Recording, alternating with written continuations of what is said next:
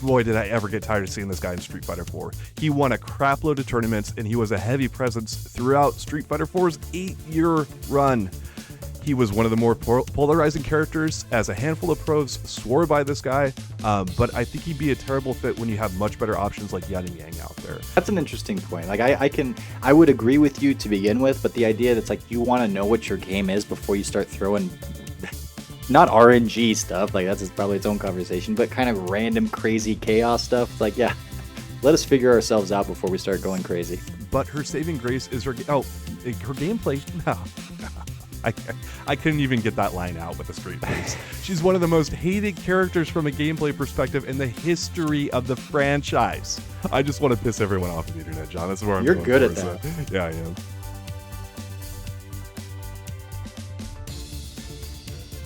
America. And play Guile, apparently, because there it is. So Yeah. And Rufus. yeah. Oh, Don't play Rufus. well, speaking of that, Is that a perfect segue into your segment? Let's do it. I did not think of that. I did not play that, but I bet you it is. And well, here we go. We might be talking about them later on, but first off, I want to get to 10 characters who should not make Street Fighter 6's roster. And I want to get started by establishing the parameters here, because all of these characters have been launch cast members previously. I'm not grabbing random, DLC obscure characters. These are all launch roster characters that I do not want to see on this next launch roster for a variety of reasons, which we're going to get into. And you can check out now who I thought should be on the Street Fighter 6 launch cast, and check it out in the description. We'll have it below there, of course. Link it up there. Boom, there it is. So in this list is in order in terms of 10th place is less worse than the person appearing at first. If the person who's at first place is a launch roster member in Street Fighter 6, I'm just gonna, I don't know. It's Okay, it's, so the character with the one next to the name is the most egregious sin of all of them. Exactly. And the 10th one is Okay. not too bad, right? So anyway, I don't think these characters should be on the launch roster. It doesn't mean I don't think they cannot be DLC at some point in time, right? It's totally fine to add them later, especially if the community thinks, they're worthwhile and all that kind of stuff. So if you want to weigh in on this, feel free. We've seen numerous campaigns. What's the difference between being on a launch roster versus like what qualifies them as like it's okay to be DLC but not a launch roster? That's a great question, which I'm going to answer with every character individually. Like Okay, every fair character, I'm going to address it with. Number 10 here is E Honda, and he's not the only original, I should say, Street Fighter 2 cast member on this list, but Honda came in as DLC for Street Fighter 5 3 years after the game launched, and most people didn't seem to mind. It's nice to have Honda in there, but I don't think there's some big rush to add him to the game, and that's a trend that should continue, in my opinion. Sorry, Mike Ross. But anyway, he's not a joke character in his gameplay, but he is in his overall story. There's nothing wrong with that, but that's not a character you want in the main game who's responsible for moving the story forward. Like, all the launch characters are going to be a big part of the story. That's just how they are. I don't want joke characters on there. And yeah, so There's in our recent videos we talked about Ken and his status with the community, and Ken's an SF1 character for sure, but he's Scorpion, Sub-Zero, Ryu, and Ken. It's like they're just paired together. There's a whole other roster there of the other original World Warriors and such, and you have the likes of Dalsum and Honda and such, and they have this special seat at the table, right? Because they're OG Street Fighters, and it's like, yes, but it's been, I dare say, long enough, and we've had enough iterations of the game and enough new characters. I hadn't thought about this beforehand, but as you say all this, and I think of Honda, and I'm like, if I'm gonna be real, yeah, he's not the most hype. Like, it's just he's got fans and stuff, but he's just not the most hype, and he doesn't have that same status. In certain ways, you could cut the cake and say he does, but I don't think he does. And you're right that he worked his DLC 3 years too late, or 3 years later than the rest of the launch roster, and it was fine. It's cool, yeah, Honda, whatever. So I can't disagree with you. yeah, I generally don't want joke characters on the launch roster, which brings us to number 9, and that's Sean. Sean debuted at the start of Street Fighter 3, and while he wasn't a joke initially, by the time Third Strike came out, it was clear Capcom intended him to be Dan's successor, right? With a solid emphasis on sucking, right? So anyway, I actually like Sean, and it's really cool because his sister's super hot. That's Laura. And that's a yeah, he's got that going for him, but that's kind of the Psycho big crush the like button because Laura's hot. yes, exactly. Psycho crush the like button there. But anyway, the plot is definitely headed more in a direction that like fits where Sean is in the timeline and all that kind of stuff. But if you have a character who's a Shoto character and people don't take him seriously, and you have all this other kind of stuff, why would you add another Shoto character who's basically a joke into the game as a launch roster guy? And it doesn't make a lot of sense to me. I know there's some Sean fans out there, but there's a lot of people that are saying when Sean. Yeah, but it maybe is DLC, kind of thing, but just don't put him in at the launch. So does he have to be like season 5 DLC like Dan was? Like once we got all the serious characters out of the way? Season 10 or something, I think. But anyway. Man, you're making a commitment to SF6. That thing's going to work for a while. I don't know if I want to get in for 10 seasons. Jeez. I just want to piss everyone off of the internet, John. That's where I'm You're going good for, at that. So, yeah, I am. Moving on, we have number 8, continuing to piss people off, and that would be Birdie.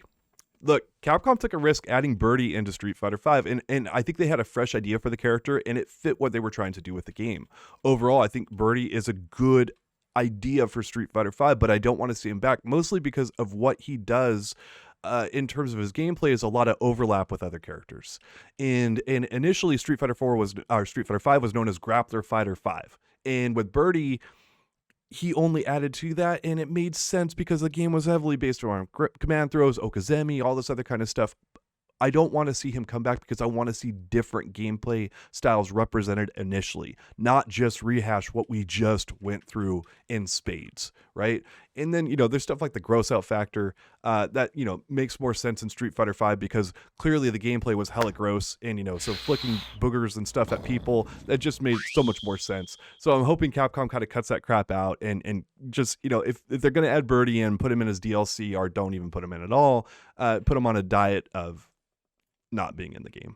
So He got to trim the Birdie fat. Now, speaking of though, they have the perfect opportunity to send Birdie on the same trajectory as Mac did on Always Sunny, where he got really fat out of nowhere. And then now, when he comes back for SF6, spoilers for Always Sunny, he can be super buff. Dude, come on. And make him a joke character. I don't know if it's funny enough. Have him put Birdie with a bag of burritos. Are you kidding me? You're welcome, Capcom. Put this. John's wrong. Launch roster, bag of burritos, Birdie. You're welcome. There you go. So moving on here to number 7, we have Blanca. This mostly comes down to being another shenanigan and joke character. Blanca was added a couple years after Street Fighter V came out, and he was one of the original Road Warriors, but no one was really clamoring for Blanca because when we have ran polls here on the website, he tends to be very near the top of the list as the number 1 most hated characters out there. He is a heavy troll character. He is a very heavy shenanigan character. That's the kind of person you really want kind of later in the game once you've kind of figured out what your game is. Like, did that happen in SF4 or did that happen in Alpha? Him being a troll. It happened in Alpha 3. Like in Street Fighter 2, you could say he wasn't as big of a troll, but also like in Street Fighter 2, if you DP'd his rolling attack, like it did his entire life bar of damage. So it didn't do that much, but it did a lot. It was like double damage or some crap like that. It was really bonkers. But basically, it was Alpha 3. He could shake trees and then like fruit and stuff would fall down, and all this other kind of ridiculous stuff would happen. And that's fine. That's what you want from Blanca, but that's not usually serious gameplay that you're kind of counting on. That's what Blanca is. Right? He's chaos, he's wild, and all that other kind of stuff. You want to know what your game is before you add in a character like that. That's an interesting point. Like I would agree with you to begin with, but the idea that's like you want to know what your game is before you start throwing not RNG stuff, like that's probably its own conversation, but kind of random crazy chaos stuff. It's like, yeah, let us figure ourselves out before we start going crazy. Yeah, and what I really want to see with Blanca is to give him an actual troll costume in the next version of the game, and then have him carry around an Ono doll in his pocket, because that would be gold, and you would definitely sell millions of DLC copies with that. Oh, nice. Or he goes around with a router, and it's like Wi-Fi, some kind of a Wi-Fi, or a shirt that says "I only play on Wi-Fi" or something like that. That'd be great, dude. I'd buy Blanca and learn him. Yep, who wouldn't, man? You would have to. It would be an obligation at that point. So at number 6. We have who you mentioned before, Rufus. Boy, did I ever get tired of seeing this guy in Street Fighter 4. He won a crap load of tournaments, and he was a heavy presence throughout Street Fighter 4's 8-year run. He was one of the more polarizing characters, as a handful of pros swore by this guy. But I think he'd be a terrible fit when you have much better options like Yan and Yang out there. And I actually think that Capcom proved that Rufus was a flash in the pan with Street Fighter Cross Tekken, because his popularity was not that great in that game, and he was one of the main characters in it. They put him in from the get-go, right? So it's like, look, Rufus to me is just kind of like, ugh. They're just better options. He was kind of a joke. He was kind of whatever he is. Like, how does it strike you, like, not having him in the game as a launch member? Well, so I want to specifically know if you're talking about his presentation visually being a big old fat slob. I think he's like kind of a caricature of like the American Yeah. overindulgence. And or do you mean the fact that he was doing divekicks.com and then he had Messiah Kick, which was maybe the best move in Street Fighter 4, and like every single touch he had led to Ultra, and he wasn't the best character in the game. I just listed off some really amazing things, but like, he still wasn't the best character in the game. But that's kind of the reason why I think he was polarizing. Like the Rufus players were like, yeah, he's got some good stuff, but he also has a hard time. And at the same time, it's like, well, we don't want to play against you. And like, well, we're not super happy to play, either. And so do you mean more because of the visuals, or do you mean more because of the way he played? And because the way he played could be updated quite a bit. And I suppose visuals could be too. Maybe he goes the Mac route as well and becomes buff. Whoa, what about Buff Rufus? Could Buff Rufus be okay? No, Buff Rufus is still not okay. You have better So characters apparently who are way better designed than him. Look, the answer is yes to both things, by the way. Capcom, you have permission to do Buff Rufus if you want, okay? Okay. As an American, look, I should probably be offended by this guy, but a bunch of my friends played him and thought he was hilarious. So it's not offensive if it's funny. Is that how that works, John? Like, if it's hilarious, like, it's not, I don't know. But anyway. I'm not going to say anything on that on the internet. We're both Americans. We can chime in on being American. So anyway, at number 5, we've got Necro. And you got a guy who can stretch his limbs over a long distance, and he does a really good job at zoning from those ranges. Does that sound familiar at all to you? Like, yeah, it's called, Not ringing a bell. yeah. Although this is a character I actually like quite a bit, his role is often filled by Dalsum. And it's just, that's a way better choice for the initial roster, because Dalsum's one of the bigger characters, bigger IPs and stuff like that. Necro is actually a character I wanted to be added as DLC in Street Fighter V, because he has a really tricky high-low game, which, adds some interesting dynamics to the stuff. I felt he would have been a good fit for, 5, but he's really an ideal DLC fighter who comes later on down the road when the developers, once again, have a better understanding of what the game is going to be and what it needs. Because Necro actually has a pretty diverse moveset, and characters who have, the stretchy limbs, the long-range zoning and stuff like that, they're few and far between. But for me, it's like, it's a total second fiddle situation. Don't put Necro in when you've got Dalsum. So does that mean Dalsum needs to be on the launch roster? Yes, absolutely. Yeah, well, remember he's on the first one, so Dalsum. Oh yeah. yeah.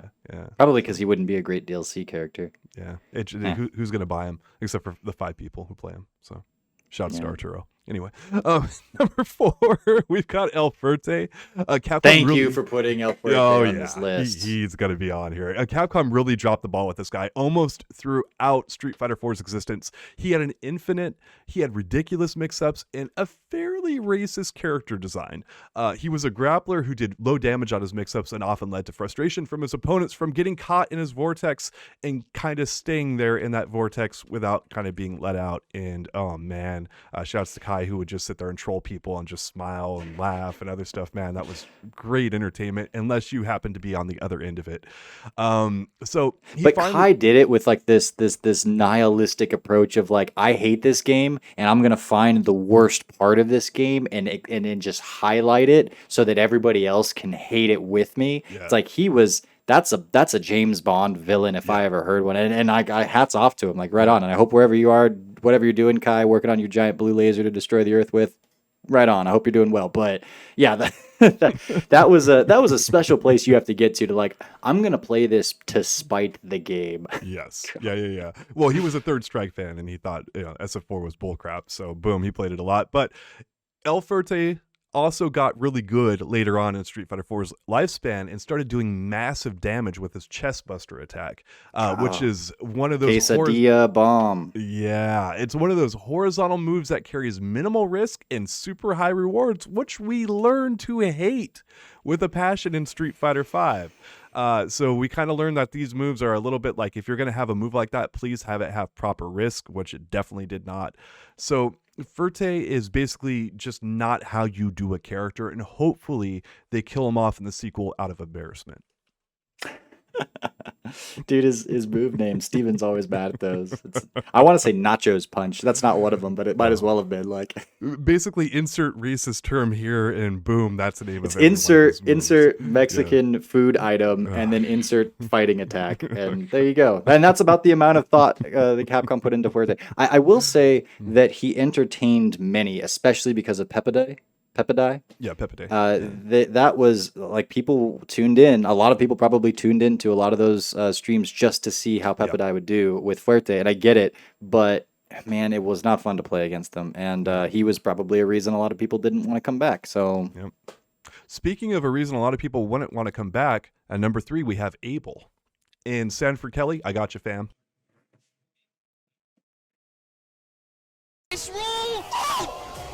Not enough. Now what? Oh, Suave with the read on the axe kick. Seriously, literally, there is no health on his life bar right now. Crazy, dude.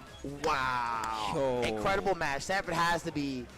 He's got to be one sad after that You gotta one. be salty after that because He he had hadn't round. won the previous round. Wow, he threw his Whoa, he stick. threw his Whoa. stick. He is What are you that doing? salty. Wow. Because this is literally one of the dumbest characters I've seen in the history of the franchise. He had a move the community renamed to Brainless for how ridiculous it was, but he kept that approach up with a lot of his other moves anyway, because his gameplay too often revolved around hard reads and guesses, and Capcom too often made this way too good for some freaking reason I don't understand. And then you get into his story, and he's pretty much a blank slate. He's another host body, and you don't have a good reason to include him on the launch cast at all, because like story and gameplay, they both suck. Like it's both terrible. This guy is so generic. His main skill is sewing, and that's something you should never give to a fighting game character. Just that just shows how much Capcom mailed it in with this guy. And it's like, okay, I want to shit out the Three Amigos because that's the only time sewing has ever been cool. But so anyways. grandma, so like the wind. How do you feel about Abel, John? I can't have you at a complete loss for words on him because I know you have some stuff to say. I don't hate Abel.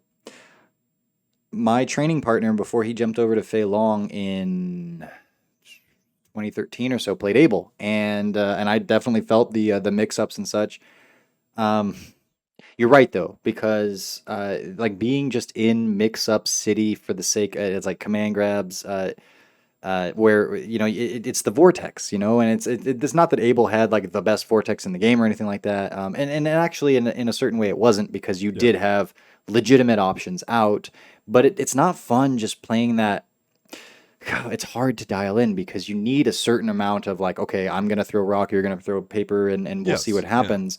But you don't want so much of the decided outcome of a game to be based on that. Now, I think you could change Abel and redesign him so he still has, throw moves and the roll and all that kind of stuff without them having this kind of erroneous nature about them.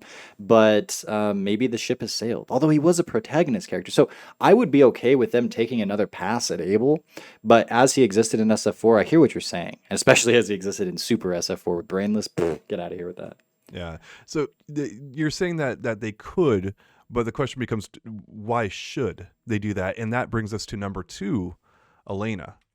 So first off, Elena enters a tournament where you kick the crap out of the other person. And I'm not joking here.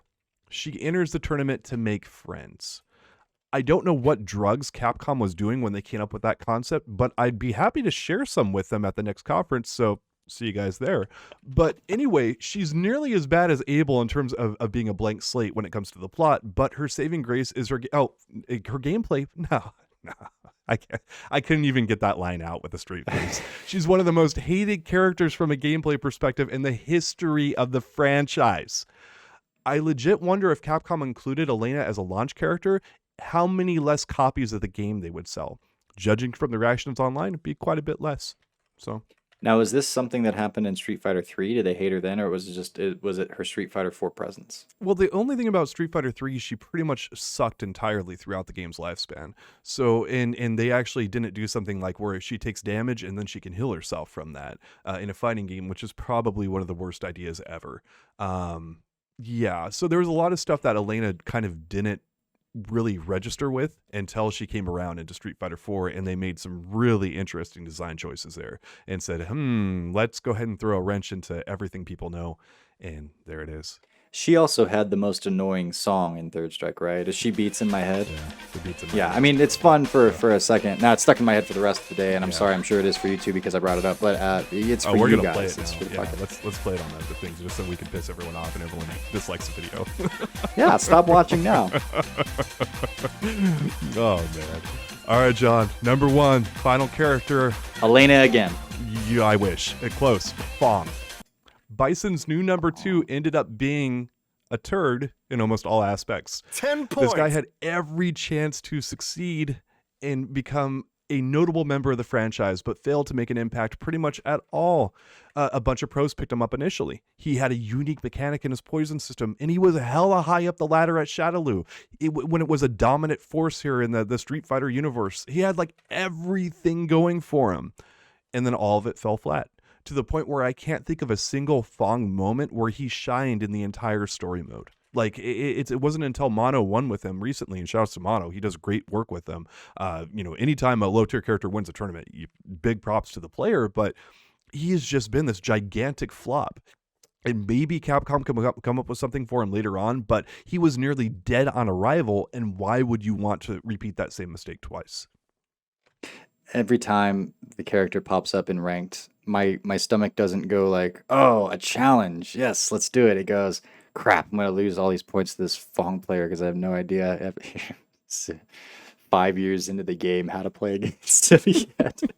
Because he's this perfect package of not popular enough to drive me to, and that's on me, I get it, not Yep. popular enough for me to study, but not good enough to like really win with, but good enough to steal away all of these turns and wins and get me frustrated. Oh my gosh, yeah, I was excited for Fong when he was the last character revealed for Street Fighter V's launch roster. He was supposed to be OP in certain respects. He had its own unique mechanic, which of course is very difficult to balance when nobody else can do basically what you're doing here. I guess. Again, he's one of those characters that I would be okay with them kind of revisiting, but also like don't put yourself through the whole like trying to balance a DOT mechanic again. It's like I get it, we tried it, do something else, have another character. Yeah, I don't disagree with it, but I will say I'm very surprised that Nikali did not make this list for you. Yeah, I mean, Nikali could be in there. The thing about Nikali is I think his visual design is incredible. And I think there's a lot of stuff that they really did quite well with them. And if they rebooted him and did what they initially intended, which was like a Jekyll and Hyde kind of character, I think he'd be amazing. And you could keep his, plot line basically the same and just say, hey, he evolved into that. He ate some hamburgers or Rufus or whatever, and now he's got this other side of him, that you can see, and it's like, oh, well, that's the easy way of solving it, and then he could be what he was intended to be. So I actually think Nikali's got quite a bit of potential, but I considered him for the list because, it's what we got was beyond disappointing. So Yeah. He gets this jagged scar on like the side and it becomes a VI, so 6, it's like finagled in. That would be great. Like that one, Capcom, you're welcome. Calling on the launch roster for Street Fighter 6. Let's go. Let's do it. Boom.